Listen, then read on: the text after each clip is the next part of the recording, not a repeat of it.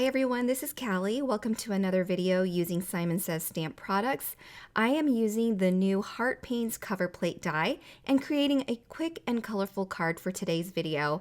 As you can see, there's no coloring involved, no ink blending, so this card's going to go by super quick and easy. Introducing the Heart Pains cover plate die here. It is a die that is an A2 size, so it cuts perfectly to 4 1/4 by 5 1/2.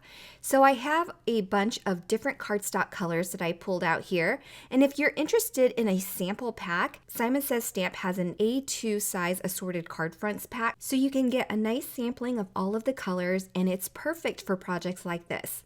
So now that we have all of our colors die cut, I cut a color for every section on this card to create a rainbow card.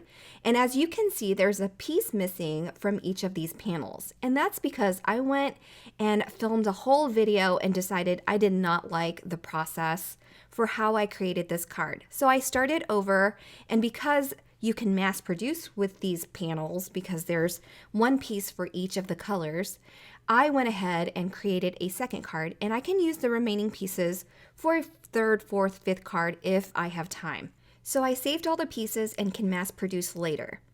Anyway, so what I'm doing now is I'm trimming a 1/4 inch off all of the sides. This is going to allow me to have a white border all the way around my card. You know I like that. It's a Laura Fedora and Kathy Zilski thing as well. So it's important to us to have that white nice border. But if it's not important to you, you can skip this step and save yourself lots of time. Thankfully, when I die cut this Heart Pains cover plate, most of the pieces stayed in place.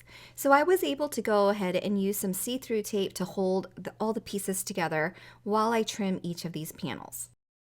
Okay, so once I'm done trimming all of my colorful panels, I'm also going to trim a white panel to size so that it can be easy for me to line up all of the pieces from the colorful panels to my white panel with the spacing.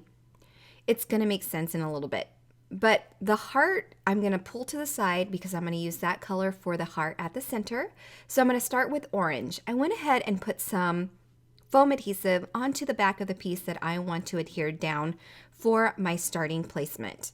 And now that I have my first starting piece down, I can go all the way around with the other colorful pieces, leaving a small gap in between so that it matches the original negative or positive of the original die.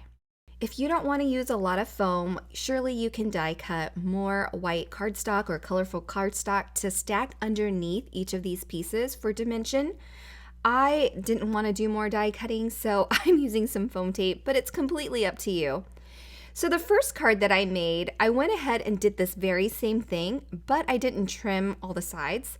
So when I went to chop it in my guillotine trimmer, it didn't cut right. So I was upset with myself because I felt like I messed up an entire card, and I didn't want to share that process with you with jagged edges on the end. So that's why I restarted my card. And I'm so glad I did because I feel like this way is a lot easier, and that's the way I wanted to share it with you. So we have a rainbow of colors all the way around our card, and I did have to trim off the edge of the pink color, but because that white panel underneath is already trimmed to size, it's easier for me to chop off just the pink and not 2 layers of cardstock with foam in between, which would create that jagged mess that I did on my first card. So now I have the red heart, and we're going to stamp a sentiment using the Love You Greetings. It's such a great set, and it does have coordinating dies. So it doesn't have to fit inside this heart. I just happen to select a sentiment that does fit inside, and I'm going to emboss it in white.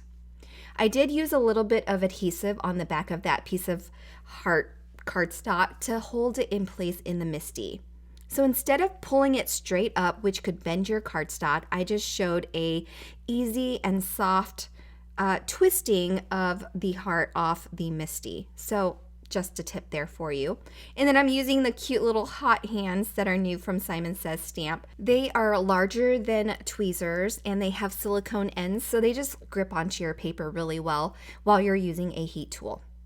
So I can't finish a card here without adding some sequins. I'm using the new Hugs sequin mix, and I'm just going to add some dabs of glue and then attach my sequins to this card. And then last but not least, I am just going to attach my card to a card base with that beautiful white, crisp, clean border, and that finishes my card for today. I hope you enjoyed this process. I know it's a very quick and easy card, but you can mass produce this so easily, and that's why I have this second card, and I'm going to be creating more using the extra pieces that I have. If you're interested in any of the supplies and tools that I used for today's card, be sure to check out the links below, as everything will be linked for your convenience. Thanks so much for stopping by, and have a wonderful day, everyone. Bye.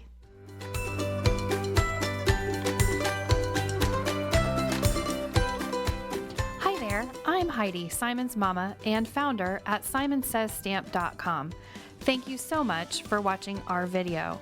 If you like what you just saw, be sure to press the thumbs up and subscribe to see more great content.